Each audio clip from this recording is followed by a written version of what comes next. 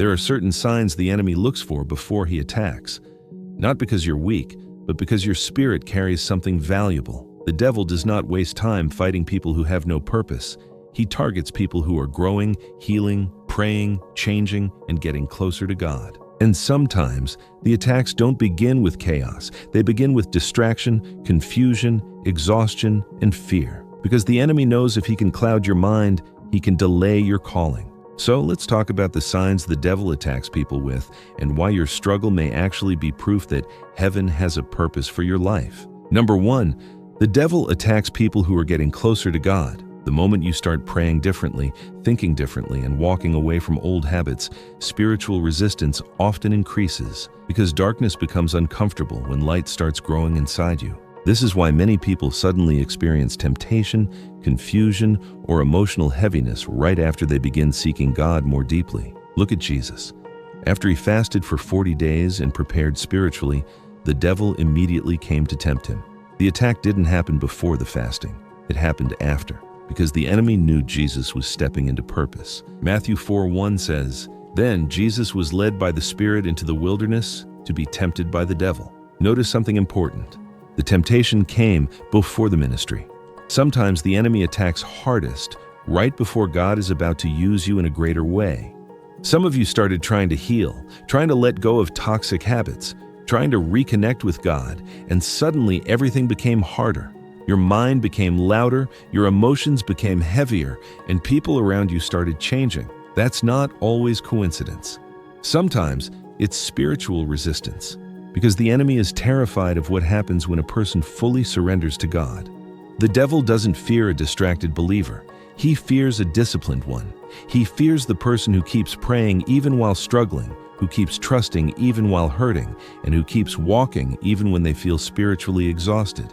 Number 2, the devil attacks people through isolation and discouragement. One of the enemy's favorite weapons is making you feel alone, because isolation weakens the heart when it's not balanced with God's presence. He wants you to believe nobody understands you, nobody cares, and nothing will ever change. Because once a person loses hope, they stop fighting. This is exactly what happened to Elijah. After one of the greatest victories of his life, after God answered by fire and proved his power, Elijah suddenly became overwhelmed, fearful, and emotionally drained. He isolated himself and wanted to give up. First, Kings 19:4 says, "I have had enough, Lord. Take my life." Isn't it interesting how someone can witness God's power and still battle despair? Because spiritual attacks are often emotional before they become physical. The enemy studies your exhaustion. He waits for moments when your heart is tired, your faith is weak, and your mind is overwhelmed. Then he whispers lies like, "You're forgotten. God left you. Nothing will improve." But the devil is a liar.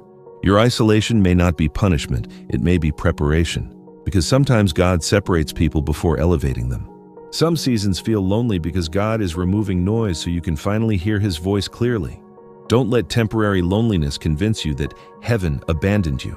Number 3, the devil attacks people who carry purpose. The enemy attacked Joseph because of the dream inside him. Before Joseph ever reached the palace, he experienced betrayal, rejection, false accusations, and isolation. Why? Because purpose attracts warfare. Genesis 37:8 says, "His brothers hated him all the more because of his dream." Some people will dislike you for no clear reason, not because you harmed them, but because your growth reminds them of what they refuse to become. When God places something special on your life, it exposes insecurity in others. This is why the enemy often uses people close to you. Discouragement rarely comes from strangers. It usually comes from voices you trusted. Joseph's brothers mocked him. David was criticized by his own family. Jesus was betrayed by Judas. The attack often comes near your calling because the enemy hopes emotional pain will make you abandon your assignment. And maybe lately you've been asking, why is there so much resistance in my life? Why does everything feel like a battle? Sometimes it's because your future is bigger than your current situation. The enemy fights hardest against people who are close to breakthrough.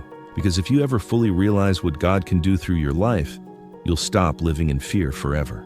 Number 4, the devil attacks people through distraction. Not every attack looks evil. Sometimes it looks busy. The enemy knows he doesn't always need to destroy you. Sometimes he only needs to distract you long enough to disconnect you from prayer, peace, and purpose. That's why so many people today feel spiritually numb, constantly scrolling, constantly worrying, constantly overstimulated, but rarely spending quiet time with God. First, Peter 5:8 says, "Be alert and of sober mind.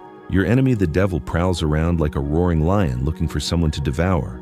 Notice the verse says, "Be alert," because distraction lowers discernment. When your mind is constantly filled with noise, it's harder to recognize God's direction. The enemy loves distraction because distracted people slowly drift away from purpose without even noticing. Days become weeks, weeks become months, and suddenly the fire they once had for God feels distant. That's why protecting your spirit matters. Be careful what constantly enters your mind, because whatever feeds your spirit eventually shapes your life. Some battles are not won by fighting harder. They're won by disconnecting from what weakens your soul.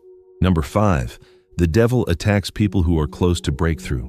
Many people think spiritual attacks mean God left them, but sometimes attacks increase because you're getting closer to answered prayers.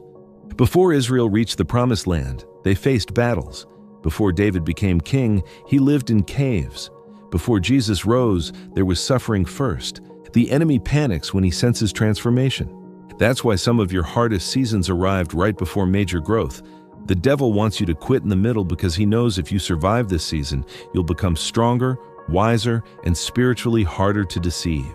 Galatians 6:9 says, "Let us not become weary in doing good, for at the proper time we will reap a harvest if we do not give up." Notice the promise is connected to endurance. The harvest comes if you keep going. And maybe that's the real reason this video found you today. Because deep down, you've been tired, confused, and spiritually attacked, but God wanted to remind you that warfare often confirms purpose. The enemy would not fight so hard against your peace if there wasn't something valuable inside you. So, don't surrender to fear. Don't let discouragement silence your faith. And don't mistake resistance for abandonment. God is still with you in the battle even when you cannot feel Him. Sometimes the strongest believers are not the loudest ones. They're the ones who keep trusting God quietly while fighting battles nobody else can see. And remember this, the devil attacks people with purpose because he knows what happens when they finally step into who God created them to be. Stay prayerful, stay discerning, and remember, the battle around you may be proof of the calling within you. So if this message spoke to your spirit, comment, "I will not give up," and subscribe, because the next message will reveal the signs God is preparing you for a major life shift.